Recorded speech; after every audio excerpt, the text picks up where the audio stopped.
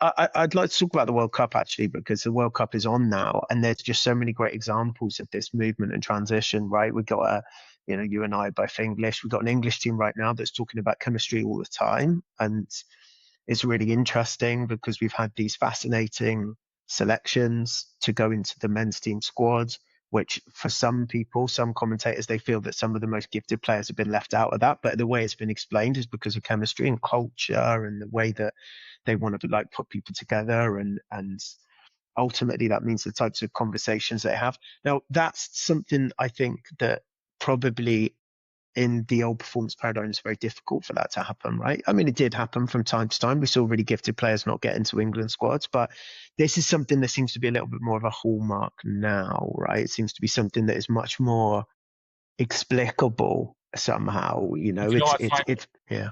I find something really actually what maybe personifies that is your and again pundits and media, they kind of do their job, and they almost by the very nature of what they do pit people against people. So player that didn't make it versus player that did make it, players in similar positions, who starts, who doesn't, one's going to be excluded and alienated, not going to feel good about it.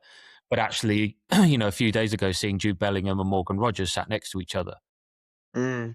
in an interview, you can see the natural chemistry, the way they work together. And actually, you've got two players who the media would like to maybe put in direct opposition to each other.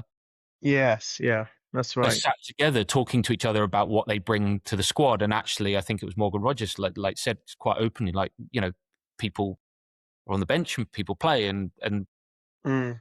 you all play your part. And it was quite symbolic, I think, actually, an interview like that I haven't seen before, maybe I've missed, but two people in that kind of, directly competing with each other for that starting berth against Croatia, Mm. talking about their chemistry with each other. It's quite interesting. Yeah,